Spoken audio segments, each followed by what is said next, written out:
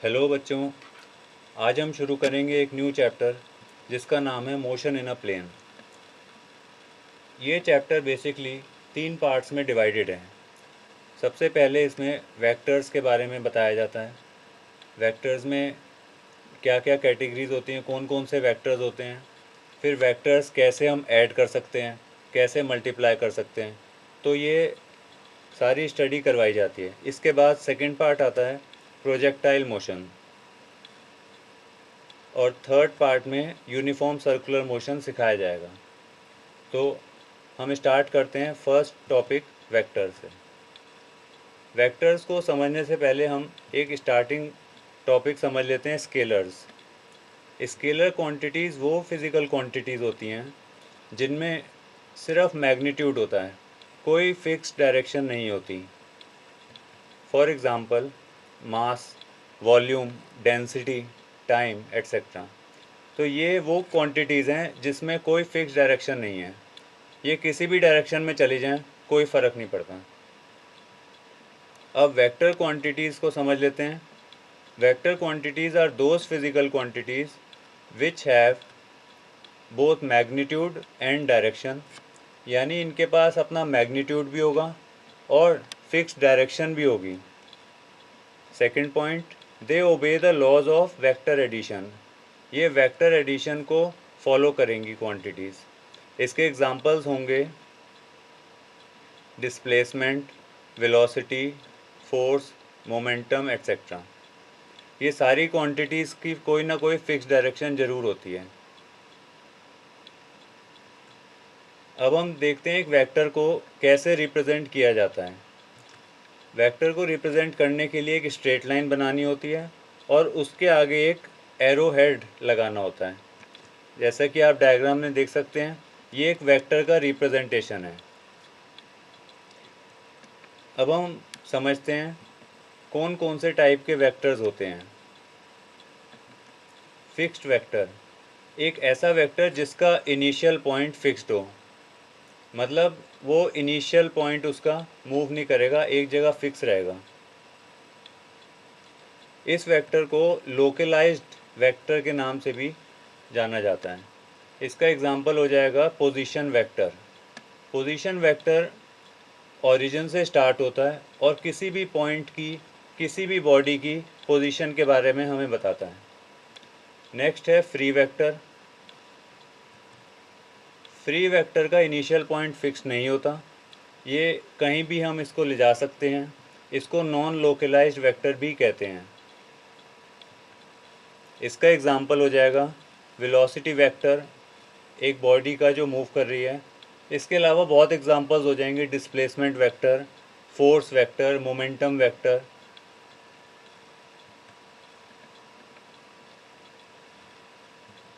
Position vector समझ लेते हैं।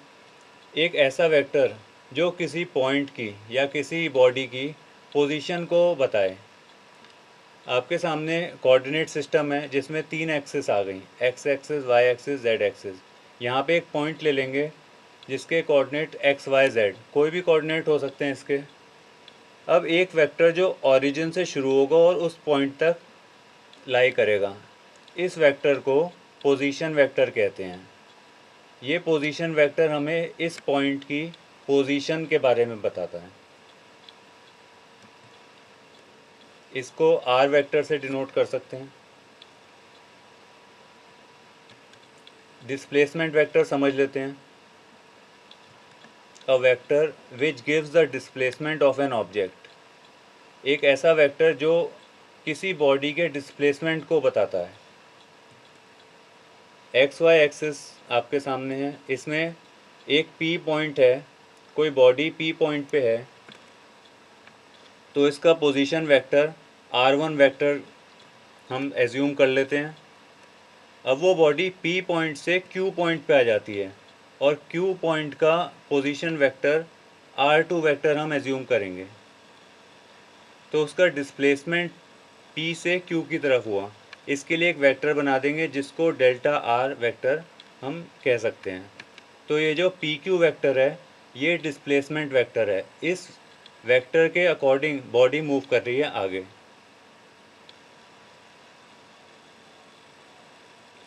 डिस्प्लेसमेंट वेक्टर इनिशियल पॉइंट और फाइनल पॉइंट के बीच में बनाया जाता है।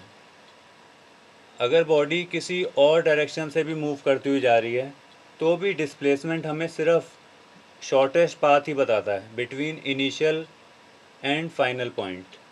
तो ये एक फिक्स डायरेक्शन में लाई करता है। इसके बाद देखते हैं कोलिनियर वेक्टर्स।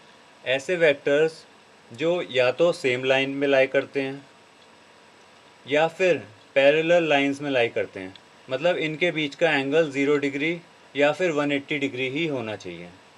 तो इसमें दो कैटेगरी बन जाती हैं।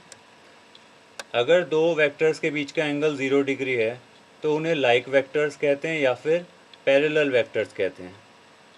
आप देख सकते हैं दो वेक्टर्स ए वेक्टर और बी वेक्टर दोनों एक ही डायरेक्शन में जा रहे हैं और इन दोनों के बीच का एंगल 0 डिग्री है, तो इन्हें लाइक वेक्टर्स या फिर पैरेलल वेक्टर्स हम कह सकते हैं। सेकंड कैटेगरी आती है जब एंगल 180 डिग्री हो जाता है, तो दोनों वेक्टर्स की डायरेक्शन ऑपोजिट हो जाती है। आप स्क्रीन पे देख सकते हैं एक वेक्टर अपर राइट कॉर्नर की तरफ जा रहा है, एक वेक्टर लेफ़्ट कॉर्नर की तरफ जा रहा है, नीचे की तरफ।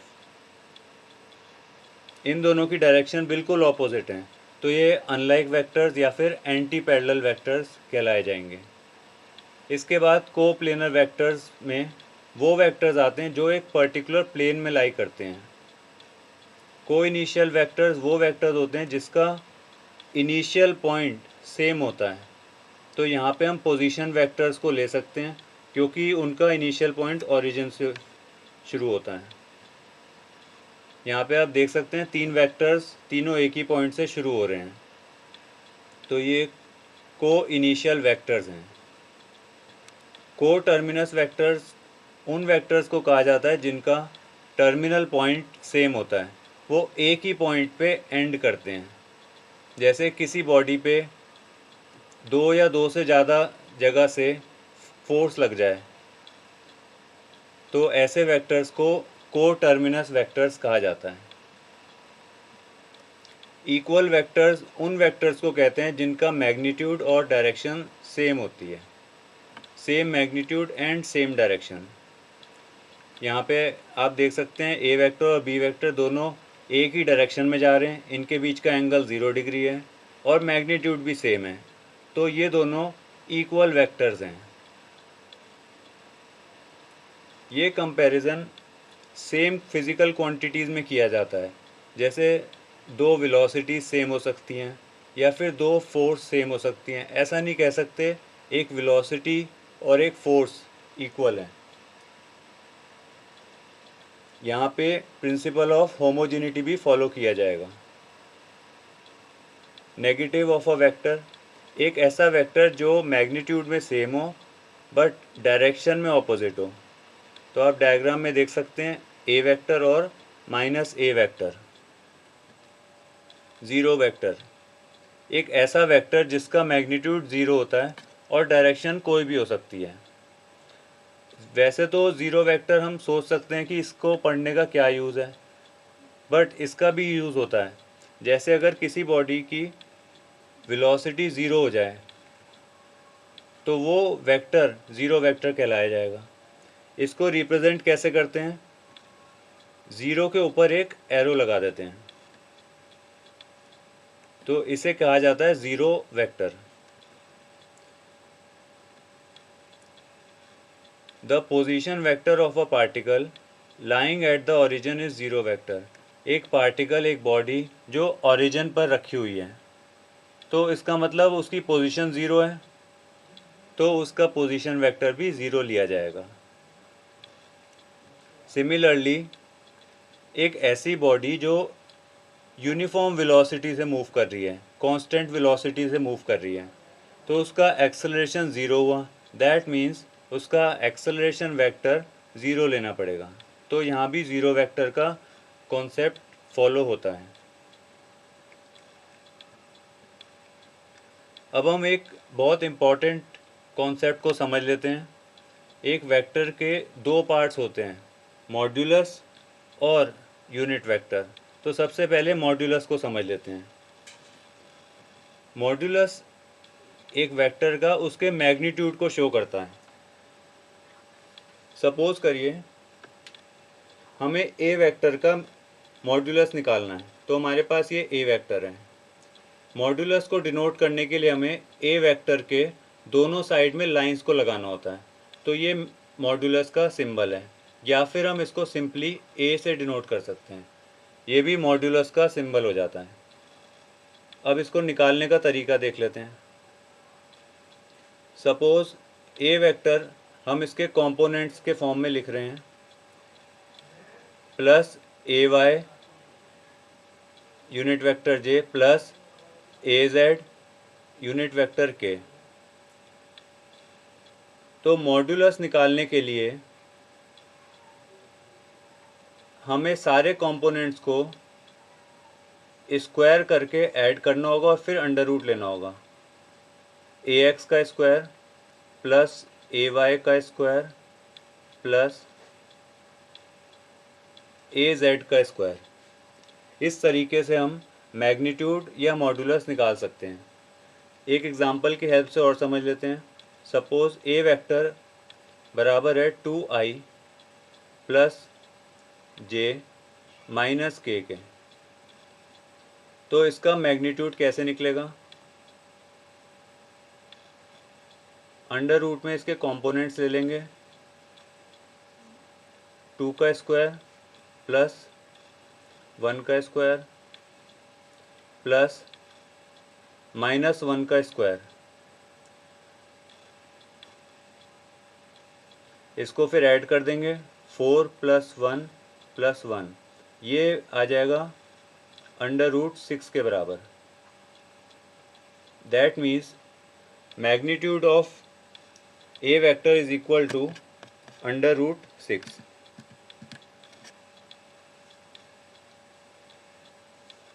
ये जो मैग्नीट्यूड हम निकाल रहे हैं ये एक स्केलर क्वांटिटी होती है, क्योंकि मैग्नीट्यूड एक ऐसी चीज़ है जिसमें डायरेक्शन का रोल नहीं है। ये बस हमें बताता है कि उसकी कितनी वैल्यू है, तो इसलिए इसे स्केलर क्वांटिटी कहा जाता है। इसके बाद आता है यूनिट वेक्टर। यूनिट वेक्टर एक ऐसा वेक्टर है जिसका मैग्नीट्यूड 1 के बराबर होता है।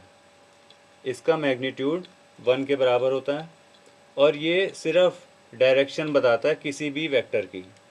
तो इसको समझ लेते हैं। इसका सिंबल होता है ए के ऊपर एक कैप, तो ये यूनिट वेक्टर ए है। This is the unit vector A. और इसको निकालते कैसे हैं, कैलकुलेट कैसे करते हैं? Unit vector A is equal to A vector upon the modulus of A vector. Example से समझ लेते हैं। जो अभी हमने पहले एग्जाम्पल लिया है वेक्टर का, वही एग्जाम्पल अब दोबारा ले लेते हैं। तो ऊपर लिखेंगे 2i plus j minus k divide में अंडर रूट 6 आ जाएगा। तो इसको ऐसे लिखा जा सकता है 2 upon under root 6 i cap plus 1 upon under root 6 j cap minus 1 upon under root 6 k cap. ये है हमारा यूनिट वेक्टर ए। या फिर इसको हम ऐसे भी लिख सकते हैं, 1 अपॉन अंडर रूट 6 बाहर लिया जाए और अंदर वही वेक्टर लिख दिया जाए जो ए वेक्टर है, 2i प्लस जे। ये थोड़ा सा सिंप्लीफाइड फॉर्म है, आसान रहता है, पढ़ने में भी इजी रहता है और कैलकुलेट करने में भी आसान रहता है। तो बेटर है हम ये वाला फॉर्म ही यूज़ करें। अब हम देखते हैं मल्टीप्लिकेशन कैसे किया जाता है वेक्टर्स में। तो मल्टीप्लिकेशन में कुछ कैटेगरीज हैं। फर्स्ट कैटेगरी है एक वेक्टर का मल्टीप्लिकेशन किसी रियल नंबर से। When a vector A is multiplied bye a real number 3, एक वेक्टर को 3 नंबर से मल्टीप्लाई कर देंगे। फॉर एग्जांपल हमने 3 नंबर ले लिया, तो हमें एक वेक्टर मिल जाएगा जिसका मैग्नीट्यूड 3 टाइम्स हो जाएगा। तो वो वेक्टर 3a वेक्टर के इक्वल होगा। आप देख सकते हैं इसकी लेंथ कितनी ज़्यादा बढ़ गई है। डायरेक्शन में कोई चेंज नहीं आया, सिर्फ लेंथ बढ़ गई 3 times. The magnitude of the resultant vector is 3 times the magnitude of A vector. इसकी एसआई यूनिट में भी चेंज नहीं आएगा, जो भी ये क्वांटिटी है वही क्वांटिटी रहेगी।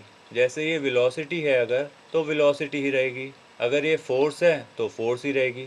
इसकी क्वांटिटी में कोई चेंज नहीं आएगा, एसआई यूनिट में डायमेंशन में कोई भी चेंज नहीं आएगा। अगर ए वेक्टर को ही मल्टीप्लाई कर दिया जाए -3 से, -3 का मतलब कि यहाँ पे डायरेक्शन में चेंज आने वाला है। We will get another vector -3a vector. तो आप देख सकते हैं इसका मैग्नीट्यूड तो 3 टाइम्स हो गया, बट डायरेक्शन इन्वर्ट हो गई या डायरेक्शन रिवर्स हो गई। Its direction is reversed. इसके बाद हम वेक्टर को मल्टीप्लाई करेंगे एक स्केलर क्वांटिटी से। स्केलर क्वांटिटी से मल्टीप्लाई करेंगे, इसका मतलब हम दो अलग अलग क्वांटिटीज़ को मल्टीप्लाई कर रहे हैं। तो यहाँ पे इनकी एसआई यूनिट में फ़र्क आ जाएगा, इनके डायमेंशंस चेंज हो जाएंगे फाइनल आंसर के। तो देखते हैं, the units of resultant lambda A vector. Suppose lambda एक स्केलर क्वांटिटी है, इनकी यूनिट्स क्या हो जाएंगी, ए वेक्टर की unit multiply by units of lambda. For example, when velocity vector is multiplied by mass. आपको पता है एक बहुत अच्छा रिलेशन होता है, mass into velocity is equal to momentum. तो मोमेंटम की एसआई यूनिट क्या होती है, किलोग्राम मीटर पर सेकेंड। तो दोनों एसआई यूनिट्स मल्टीप्लाई हो जाती हैं। We get momentum having SI unit kilogram metre per second.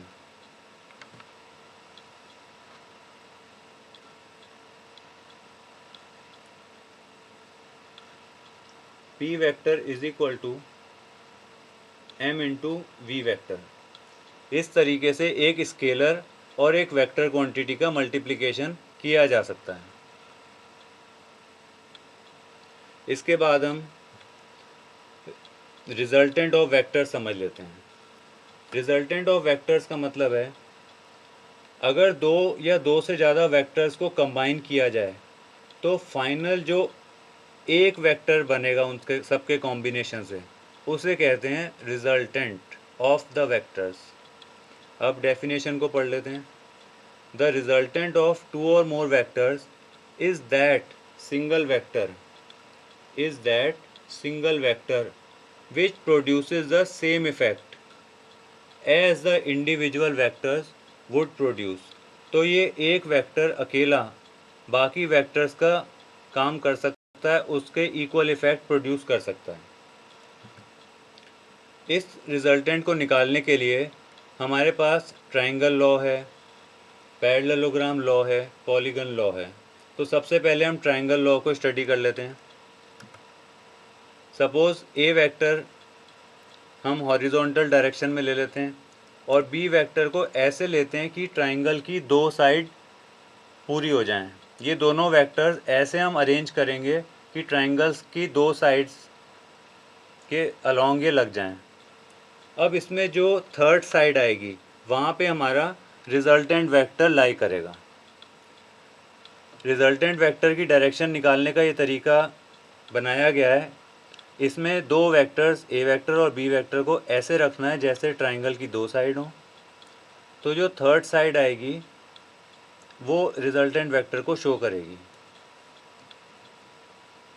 और इसको हम लिख सकते हैं R vector is equal to A vector plus B vector. अभी हम इसका फॉर्मूला नहीं देख रहे, पहले हम बार से ऊपर से पढ़ रहे हैं, इसके बाद इसका फॉर्मूला भी स्टडी करेंगे। नेक्स्ट है parallelogram law of vector addition. यहाँ पे ए वेक्टर और बी वेक्टर ऐसे लगाए जाएंगे जैसे पैरेललोग्राम की दो साइड्स हों। तो पैरेललोग्राम को कंप्लीट करते हुए जो डायगोनल बनेगा उस डायगोनल को हम रिजल्टेंट वेक्टर कहेंगे। यहाँ पे पैरेललोग्राम लॉ में ए वेक्टर और बी वेक्टर को इनिशियल वेक्टर्स हैं, इनका इनिशियल पॉइंट सेम है, इनको ऐसे ही लगाया जाएगा, यही तरीका रहता है।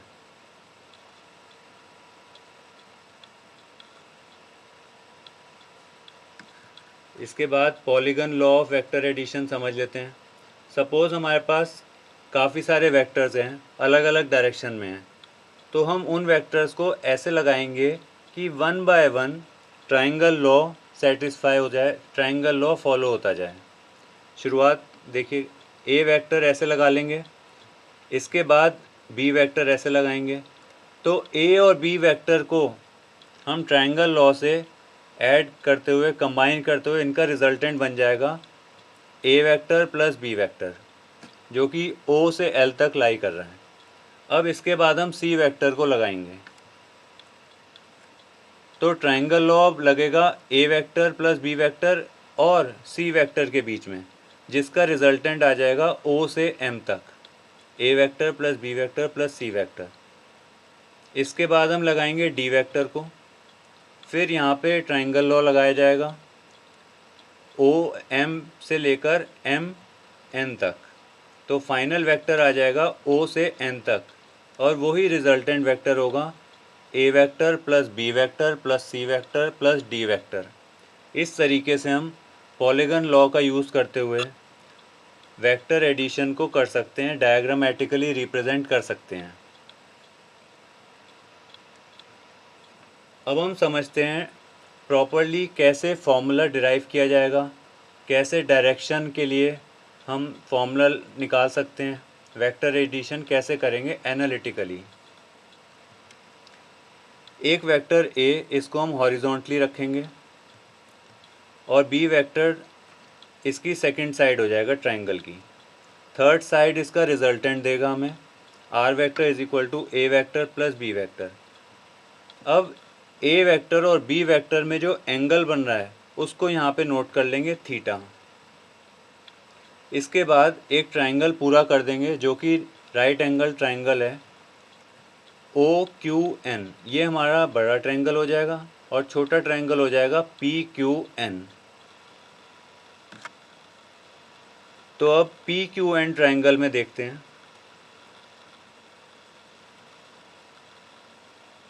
Q N upon P Q, Q N है परपेंडिकुलर, पी क्यू है hypotenuse, is equal to sine theta. तो इसको हम ऐसे भी लिख सकते हैं Q N is equal to P Q sine theta, और पी क्यू किसके बराबर है, वेक्टर बी के बराबर है, तो ये बी साइन थीटा हो गया। हम सिर्फ मैग्नीट्यूड कंसिडर कर रहे हैं अभी, we are just talking of the magnitudes. ऐसे ही हम कॉस थीटा का फॉर्मूला लगा सकते हैं, p n upon P q मतलब base upon hypotenuse is equal to cos theta. तो यहाँ से हम पी एन का फॉर्मूला तैयार कर सकते हैं पी क्यू कॉस थीटा, और पी क्यू की जगह क्या लिख सकते हैं बी, और फिर आगे कॉस थीटा आ जाएगा। तो Q N is equal to B sine theta, P N is equal to B cos theta. Using Pythagoras theorem in right angle triangle O Q N, अब बड़े वाला ट्राइंगल ले लेंगे ओ क्यू एन, यहाँ पे पाइथागोरस थ्योरम लगा लेते हैं, O Q square is equal to O N square plus Q N square. O N को हम लिख सकते हैं O P plus P N. आप देख सकते हैं जो हमारा बेस है ओ एन, वो दो साइड से मिलके बना है ओ पी और पी एन, तो उनको हमने लिख लिया यहाँ पे।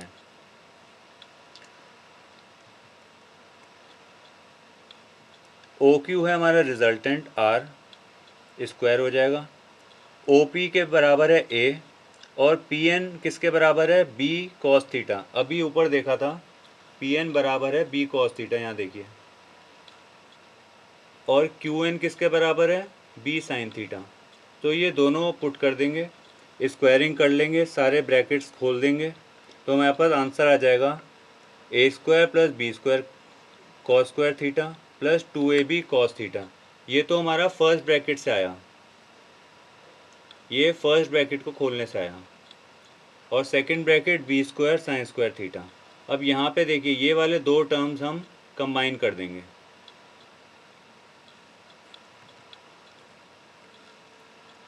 Cos square theta plus sine square theta 1 हो जाता है, तो फॉर्मूला बन जाएगा a square plus B square plus 2ab cos theta.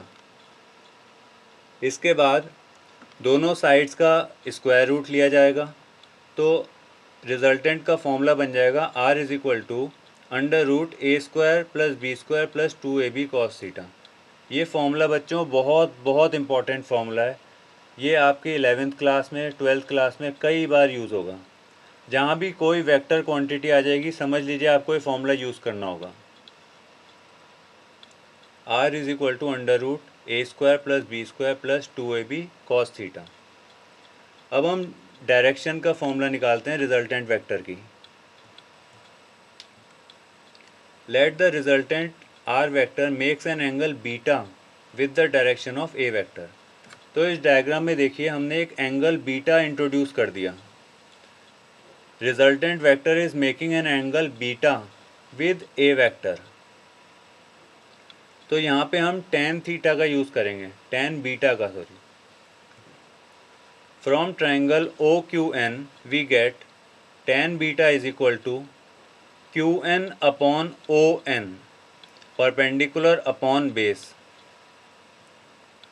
ON को हम लिख सकते हैं OP प्लस PN।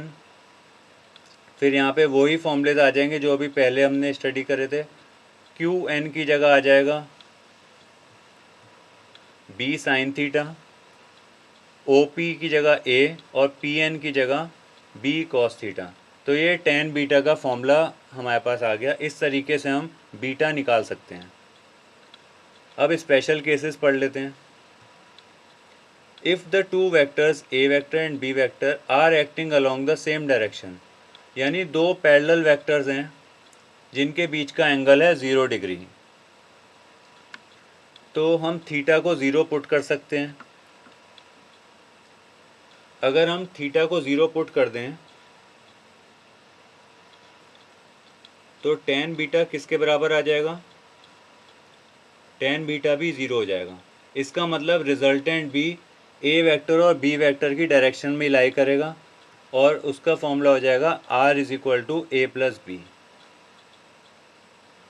हम इसको रिजल्टेंट के फॉर्मूले से भी निकाल सकते हैं। देखिए r is equal to under root A square plus B square plus 2ab cos 0। Cos 0 किसके बराबर होता है?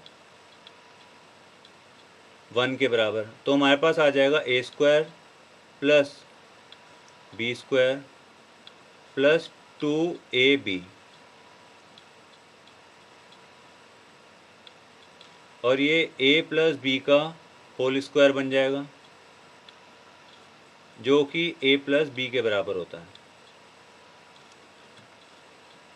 अब सेकंड केस देख लेते हैं।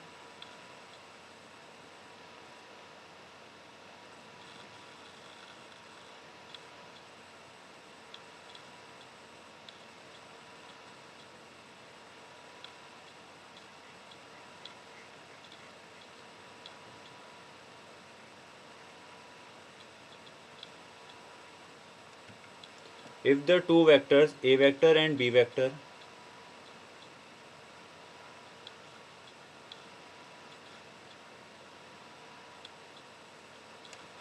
are acting along mutually opposite directions, अगर दो वेक्टर्स 180 डिग्री पे लाई करते हैं तो उनका रिजल्टेंट a माइनस बी हो जाएगा। आप रिजल्टेंट के फॉर्मूले में थीटा को 180 रख सकते हैं, वहाँ से a माइनस बी का होल स्क्वायर बन जाएगा जिसका अंडर रूट लेने के बाद r is equal to a minus b आ जाएगा। इसके बाद अगर दो वेक्टर्स राइट एंगल पर हों, if the two vectors are acting at right angles, तो यहाँ पे r is equal to under root A square plus B square plus 2ab cos 90 और कॉस 90 किसके बराबर होता है? 0 के बराबर। तो फॉर्मूला बन जाएगा r is equal to under root A square plus B square.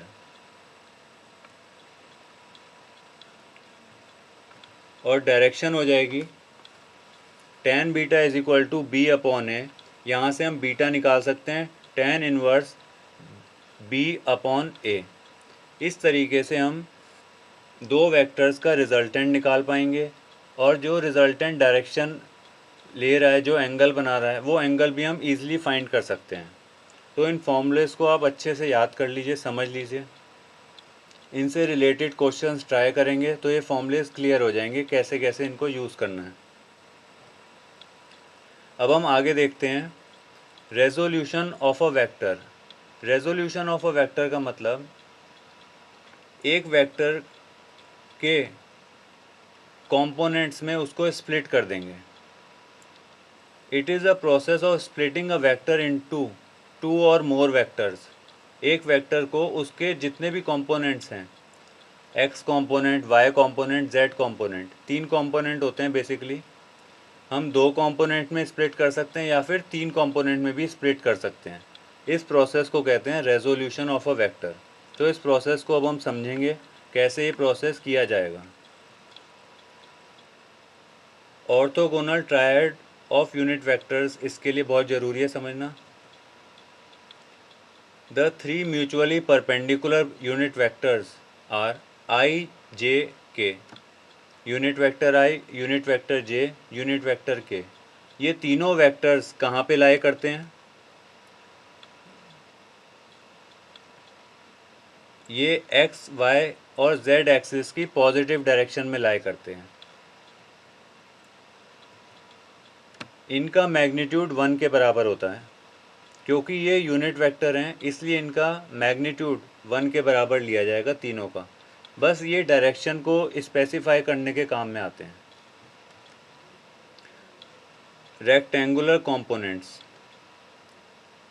किसी भी वेक्टर के हम दो कंपोनेंट्स कर सकते हैं। अगर सिंपल एक्स वाई प्लेन लिया जाए तो, अभी जेड प्लेन ना लें, सिंपल एक्स वाई प्लेन में बात करें तो एक वेक्टर के दो कंपोनेंट्स किए जा सकते हैं, वर्टिकल कंपोनेंट और हॉरिजॉन्टल कंपोनेंट। वर्टिकल कंपोनेंट को हम लिख सकते हैं ए वाई, हॉरिजॉन्टल कंपोनेंट को लिख सकते हैं ए एक्स, और ये वेक्टर हमारा ये हो जाएगा ए वेक्टर।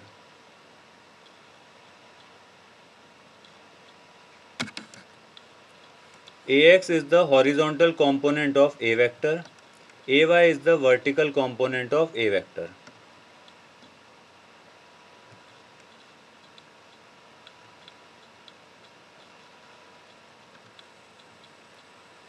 तो A वेक्टर को हम अपने कंपोनेंट्स में कैसे लिख सकते हैं? A vector is equal to a x unit vector i plus a y unit vector जे।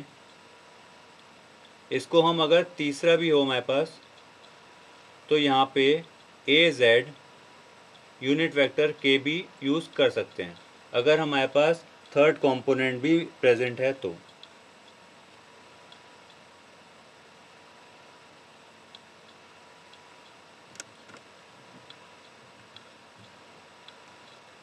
तो ये इक्वेशन हो जाएगी in the terms of rectangular components. If vector A makes an angle theta with X axis then A X is equal to A cos theta, A Y is equal to A sine theta.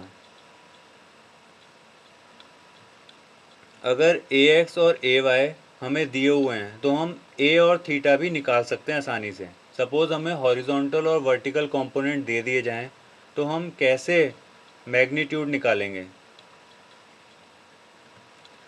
A x square plus a y square. देखिए एक तो equation ये वाली है और एक equation ये वाली है, इन दोनों को स्क्वायर करके ऐड कर देंगे तो हमारे पास आ जाएगा ए स्क्वायर, कॉमन ले लेंगे, cos square theta plus sine square theta जो कि 1 हो जाएगा। तो हम लिख सकते हैं a is equal to under root a x square plus a y square. इस तरीके से हम किसी वेक्टर का मैग्नीट्यूड फाइंड कर सकते हैं। अब नेक्स्ट है उसकी डायरेक्शन फाइंड करना। अगर दोनों ए एक्स और ए वाई कॉम्पोनेंट्स को डिवाइड कर दिया जाए तो हमारे पास टेन थीटा आ जाएगा। आप देख सकते हैं a Y is equal to A sine theta है। अगर इसको डिवाइड कर दें हम a Y upon A x कर दिया जाए तो ये हो जाएगा a sine theta upon a cos theta. A और ए कट जाएगा, यह आ जाएगा टेन थीटा।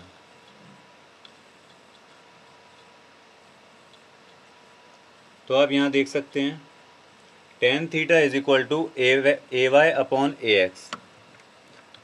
यहाँ से थीटा निकाल सकते हैं tan inverse A Y upon A X की हेल्प से। आई होप आप सबको अच्छे से समझ आ गया होगा। इसको आप दोबारा से रिवाइंड करके देखिए। वेक्टर अलजेब्रा में ये सारे बेसिक कॉन्सेप्ट्स हैं। जब आपको ये क्लियर हो जाएंगे उसके बाद फिर dot product, cross product easy हो जाता है समझने के लिए। आई होप इसमें कोई प्रॉब्लम नहीं है। अगर कोई डाउट हो तो आप कमेंट सेक्शन में लिख सकते हैं। अगर आपको ये वीडियो लेक्चर अच्छा लगे तो अपने फ्रेंड्स में ज़रूर शेयर कीजिएगा। ओके बच्चों।